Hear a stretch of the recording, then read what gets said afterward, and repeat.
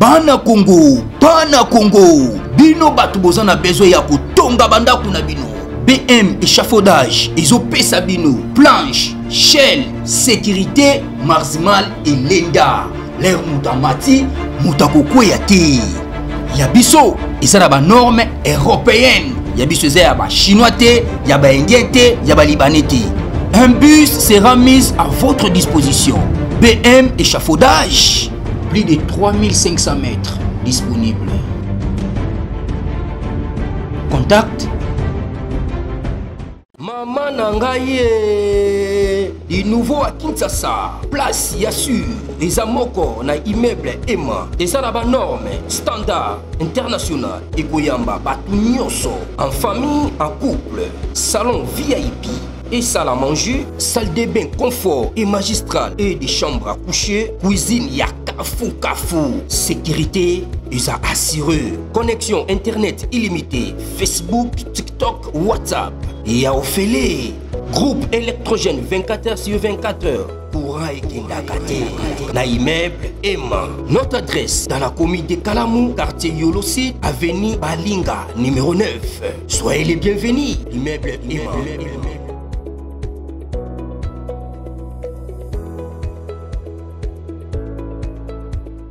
Burundi Ndayishimiye, prêt à frapper Kigali si Kagame attaque depuis Kibila.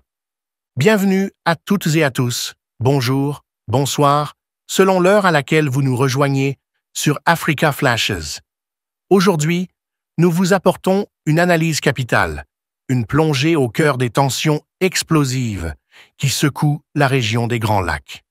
Des sources fiables en provenance de Kigali nous ont révélé que Paul Kagame prépare une attaque contre le Burundi. Cette fois-ci, la menace est grave, car elle ne vise pas seulement la stabilité du Burundi, mais risque d'embraser toute la région. Derrière ce plan se cache une stratégie de manipulation et de tromperie. Kigali voudrait déguiser son agression en une opération de prétendus rebelles burundais formés au Rwanda. Mais en réalité, l'attaque serait lancée depuis le sol congolais. Face à cette provocation, une question demeure. Le président Évariste Ndayishimiye est-il prêt à riposter et jusqu'où ira-t-il pour protéger son pays? Depuis des décennies, la région des Grands Lacs est marquée par une succession de conflits transfrontaliers, d'ingérence et de rivalité. Le Rwanda, sous la direction de Paul Kagame, s'est imposé comme l'un des acteurs les plus agressifs de ce jeu dangereux. En utilisant des rébellions comme instrument de projection de puissance, Kigali a réussi à maintenir une pression constante sur ses voisins, tout en exploitant les richesses naturelles du Congo. Mais cette fois, en visant directement le Burundi, Kagame franchirait un pas risqué.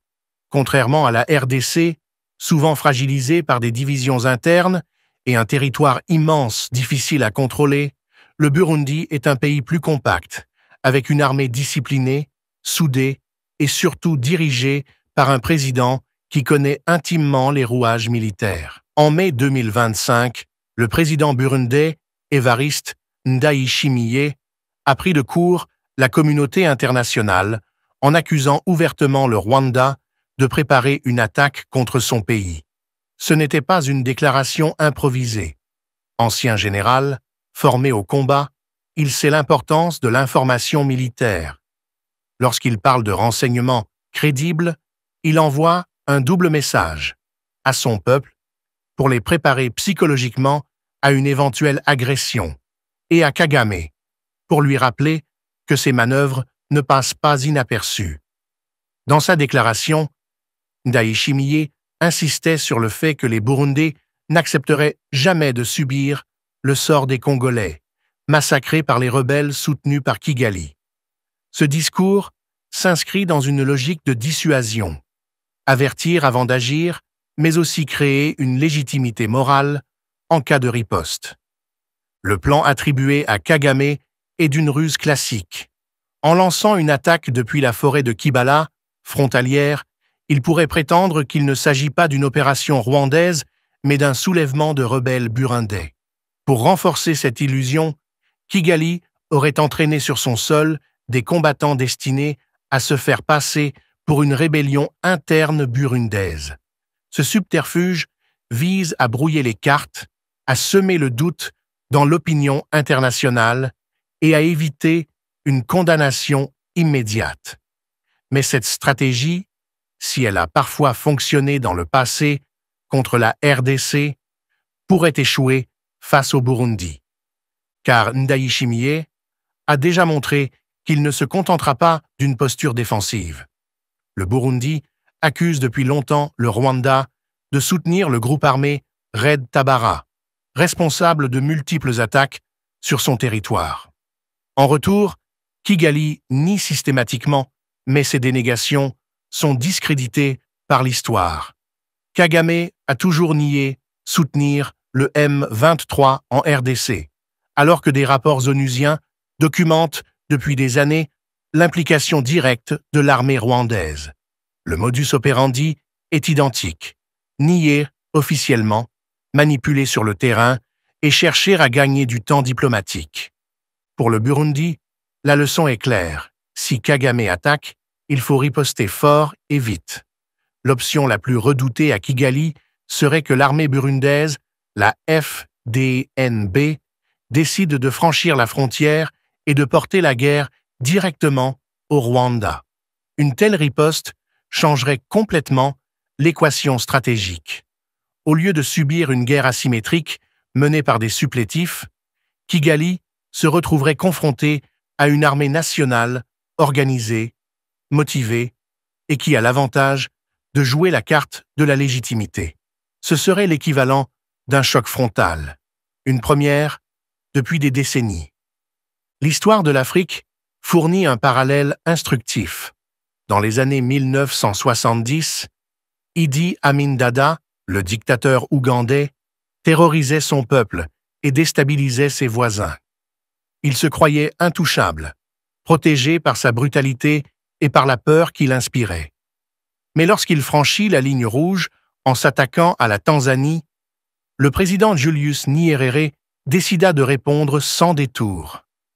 L'armée tanzanienne lança une contre-offensive implacable, pénétra en territoire ougandais et mit fin à la dictature d'Amin. Ce précédent inspire aujourd'hui certains analystes de la région. Kagame, à force de provoquer, pourrait bien connaître le même sort si Ndayishimiye choisit de suivre la voie de Nyerere. Mais pour que ce scénario se concrétise, plusieurs conditions doivent être réunies. D'abord, la FDNB doit être prête, non seulement sur le plan militaire, mais aussi sur le plan logistique et diplomatique. Une guerre ne se gagne pas seulement avec des armes. Elle se gagne aussi avec des alliances, une communication efficace et une préparation psychologique du peuple. Sur ce plan, Ndayishimiye a marqué des points en préparant l'opinion publique et en dénonçant à l'avance les manœuvres rwandaises. Cela lui donne une longueur d'avance. Si une attaque survient, il pourra dire au monde qu'il avait averti et que son pays n'a fait que se défendre. Ensuite, le Burundi pourrait compter sur une certaine solidarité régionale.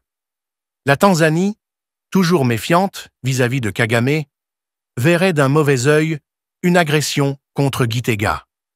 La RDC, déjà victime du Rwanda, pourrait trouver dans une alliance avec le Burundi un nouveau front pour affaiblir Kagame. Quant à l'Ouganda, la situation est plus complexe. Longtemps allié du Rwanda, il est désormais dans une relation ambivalente avec Kigali, marquée par des tensions récurrentes. Mais si l'équilibre régional bascule, Kampala pourrait choisir de rester neutre, voire de profiter de l'affaiblissement rwandais. Kagame, de son côté, joue gros. En attaquant le Burundi, il prendrait le risque de rallier encore plus de pays contre lui. Déjà isolé diplomatiquement après ses échecs à Doha et à Washington, il s'exposerait à une réaction en chaîne.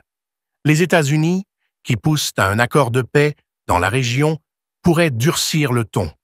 Le Qatar, qui a investi diplomatiquement et financièrement dans une médiation fragile, verrait ses efforts réduits à néant. Et au sein même du Rwanda, une guerre ouverte contre le Burundi pourrait exacerber les frustrations d'une population fatiguée par la répression, l'austérité et les mensonges officiels. Pour beaucoup dans la région des Grands Lacs, le véritable espoir est que cette fois, Kagame se soit surestimé, qu'il ait franchi la ligne rouge de trop. Qu'en s'attaquant au Burundi, il provoque sa propre chute. L'idée qu'un petit pays comme le Burundi, souvent négligé sur la scène internationale, puisse jouer un rôle décisif dans la chute d'un régime longtemps perçu comme redoutable, est porteuse d'une symbolique immense. Elle rappelle que dans l'histoire, les tyrans tombent souvent, non pas par la force de grandes puissances, mais par la résistance obstinée de voisins déterminés. Ndayishimiye est peut-être sur le point d'entrer dans cette histoire. S'il parvient à contenir ou à repousser Kagame, il ne sera pas seulement le président qui a défendu son peuple. Il deviendra un acteur régional majeur, celui qui aura brisé le cycle des agressions rwandaises et ouvert une nouvelle ère pour la région des Grands Lacs. Comme Nyerere, en son temps, il pourrait incarner la figure du chef, qui dit assez à la terreur et qui transforme la défense nationale en une libération collective. Alors que les rumeurs d'une attaque se précisent, la question reste entière.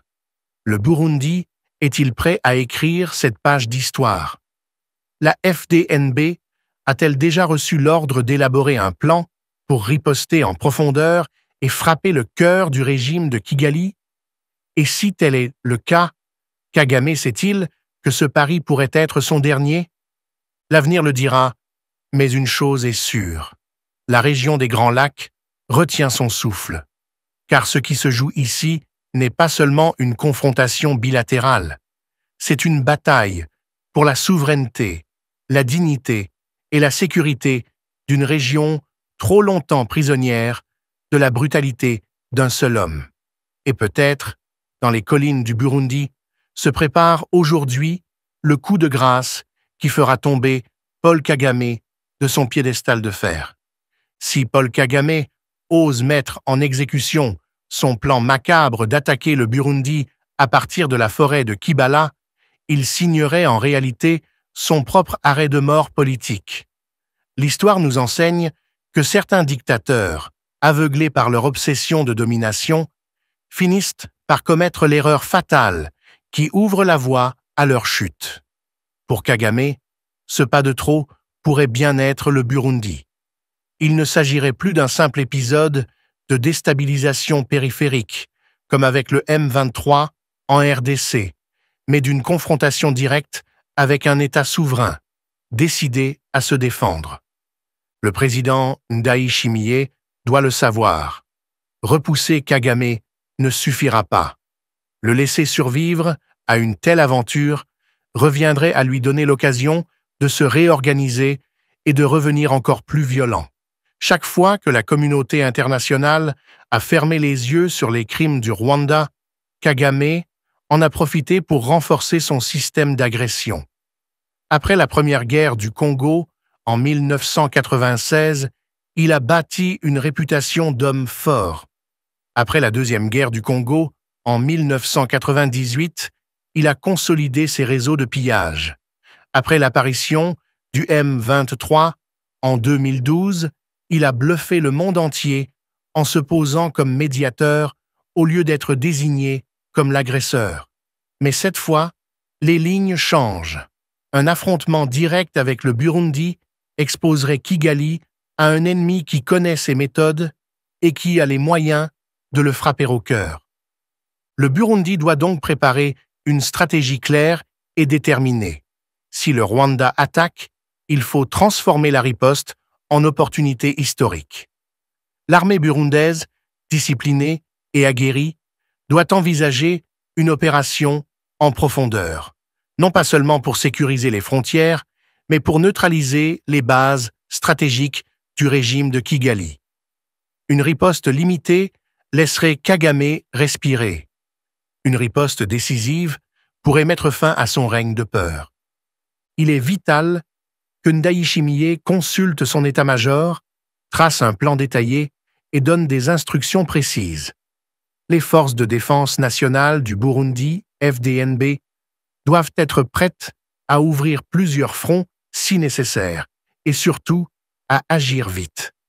L'expérience de la Tanzanie contre Idi Amin nous rappelle que l'effet de surprise et la détermination totale font basculer l'histoire. Kagame n'est pas invincible. Il repose sur une image construite par la propagande et sur une peur cultivée parmi ses adversaires. Or, la peur ne dure que jusqu'au jour où quelqu'un ose briser le cercle. Il faut rappeler que Kagame ne dispose pas d'une armée illimitée. Son RDF est déjà épuisé par des années de guerre d'occupation en RDC.